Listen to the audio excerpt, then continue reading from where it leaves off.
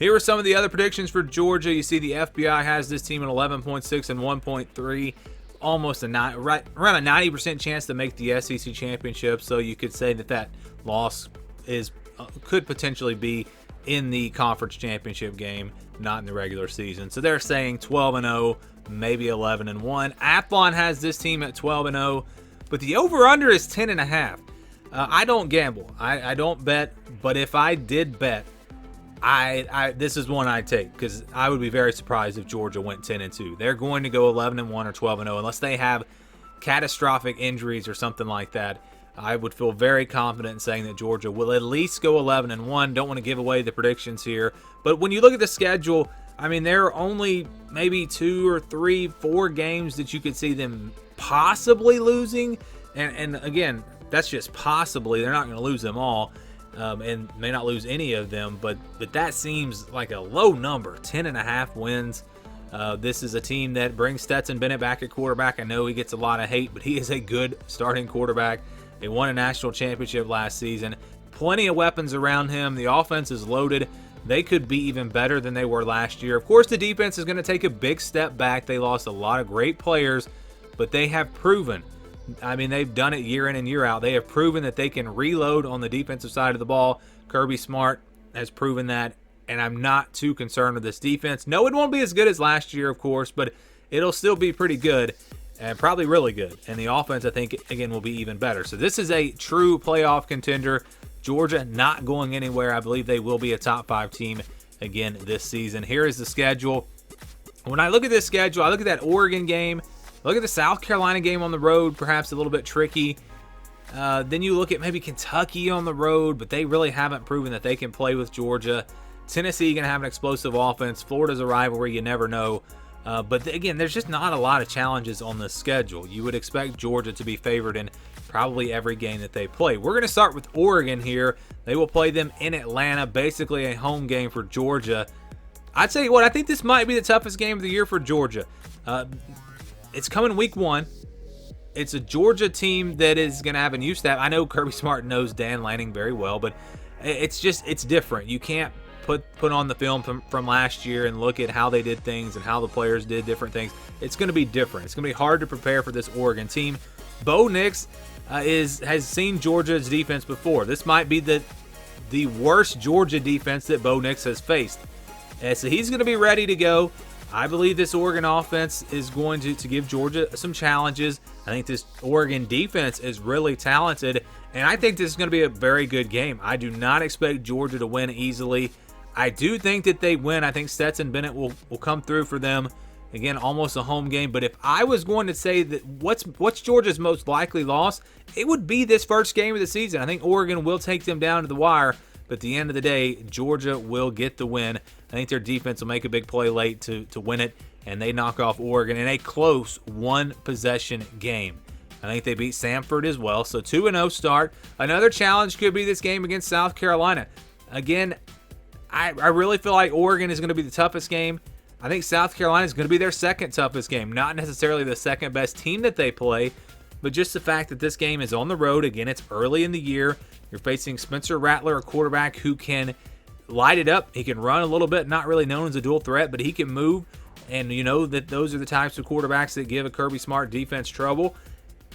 That place is going to be rocking. I mean, South Carolina has a lot of hype coming into this year, more than they've had in quite some time. I think this is going to be another very tough game for Georgia, but at the end of the day, I think their depth will win the day. In the fourth quarter, they're able to put some stops together, make some plays on offense. They win it by about 10 points, but I do think it'll be a four-quarter game. But give me the Georgia Bulldogs in this one, starting off 3-0 and then 4-0 after a win over Kent State. Missouri is up next. This will be a road game kicking off the month of October. Not really a lot to like about Missouri, honestly. I don't think this game will be competitive at all. I think Georgia will win easily and start to really build some momentum. I think they get that win and move on to 5-0 before playing Auburn. Auburn's a team that's kind of tough to figure out. You look at their roster, you look at the fact that Brian Harsin has proven he can coach a football team. But the talent, I mean, there's just a big talent gap between Georgia and Auburn. Plus, the game is at Georgia. Because of that, I don't really see Auburn having much of a chance. If this was in Jordan-Hare, maybe this game's a little bit closer.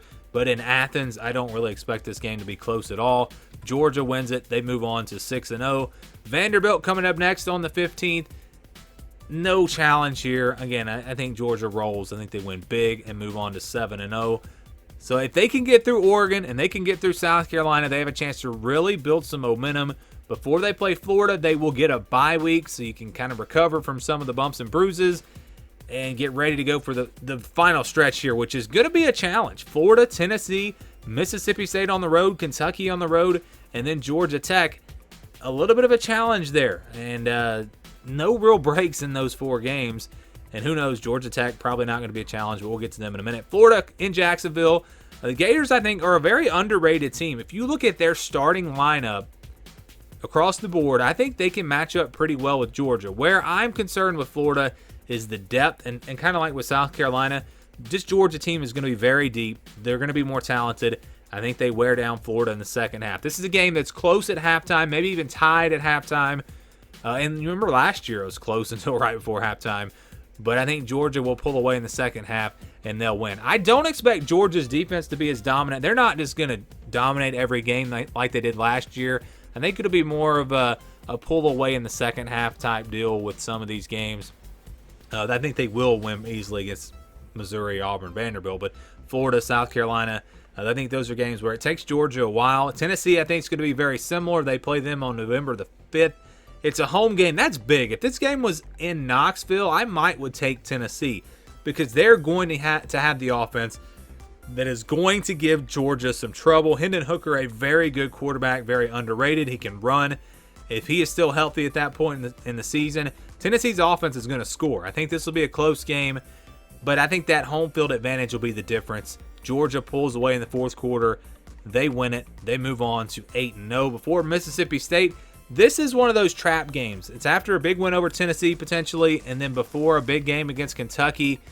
It's on the road. The cowbells will be going. Mississippi State's going to have an offense that can air it out, of course. That could give Georgia a little bit of trouble. I think this game is one that will be pretty close. And so, again, I'm not saying Georgia's going to blow everyone out like they did last year. I think these games will be closer, but I still think that they're just too good. I think they will win this game. But circle that one for an upset alert game, a trap game. If Georgia loses to a team that they shouldn't lose to, that's probably the game right there. And then Kentucky on the 19th, that'll be a good game on the road. But look, Kentucky, Will Levis, is he ready to do this? Is he ready to get a signature win? A lot of people are talking about him in the NFL and stuff. I just don't think Kentucky still can match up with the talent of Georgia. It's a close game until the fourth quarter, similar to some of these other games, but Georgia will pull away.